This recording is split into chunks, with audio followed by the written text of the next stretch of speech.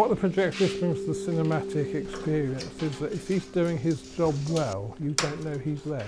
If you put on a flawless performance, people aren't going to necessarily think there's a man at the back doing it. They just take it as it comes.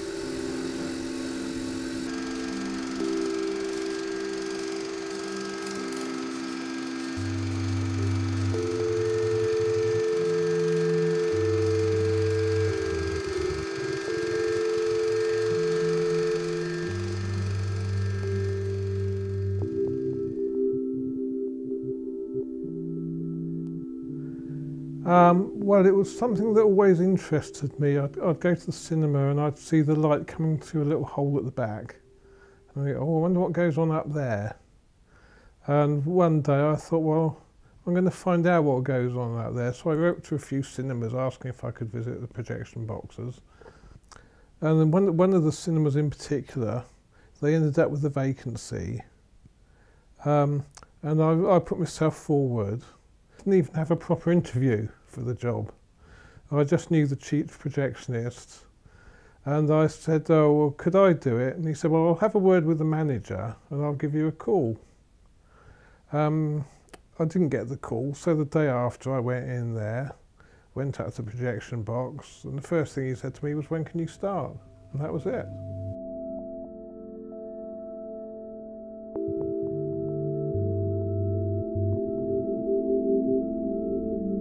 There's quite a lot of training into being a 35mm projectionist. It takes between 1 and 3 months really, depending on the person, to learn all the timing and everything, lacing up the projectors, all the different controls for the lighting, curtains and everything. When I was a projectionist, I had to lace up the films in the projector, start up the films, open the curtains, do the lights, rewind the films at the end of the day, and put the films together. When the films come, they come in between 6 and 8 small parts depending on the length of the film, and you have to splice them together with a film joiner to make them into one big reel. The cinema projectionist used to have a really important job because you had different sizes of films, 35mm, 16mm film. Some of them would be widescreen, and you had various widescreen systems, various soundtrack systems, some of which were optical, some of which were magnetic, all of which affected the width of the image. So part of the projectionist job was to frame the projector so that you got the right shaped aperture projected onto the screen.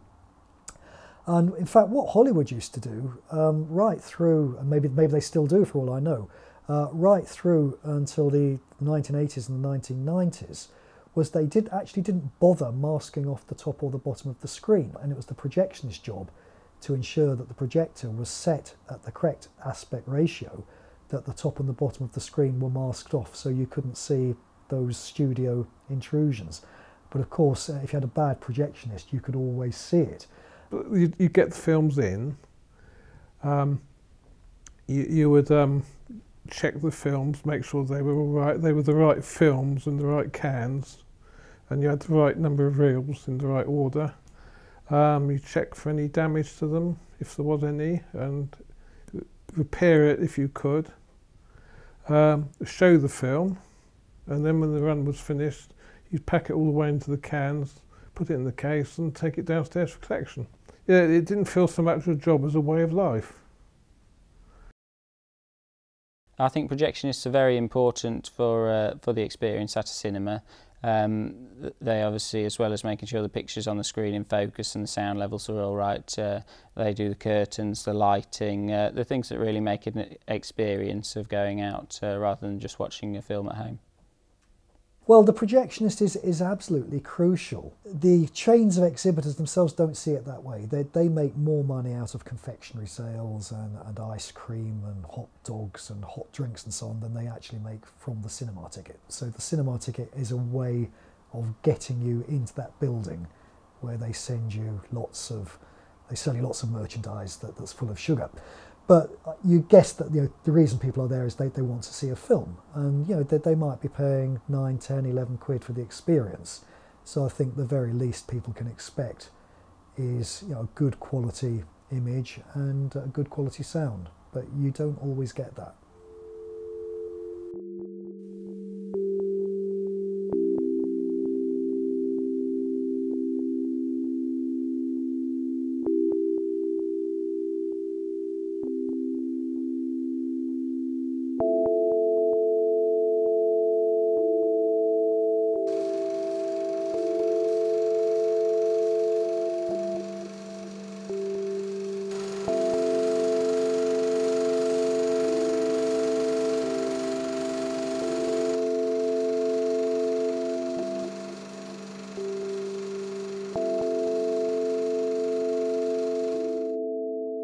My reasons for retiring, I think, I could see the way the wind was blowing.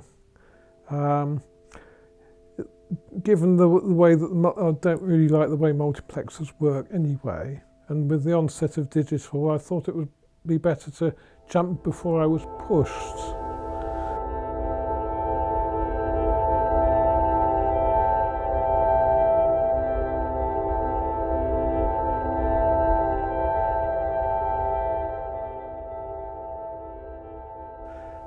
Other projectionists' view on digital projection are pretty much the same as mine.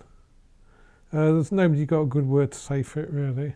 A lot to do with that is how many people are losing their jobs over it, because not everyone's fortunate enough as I was to be in a position to be able to retire.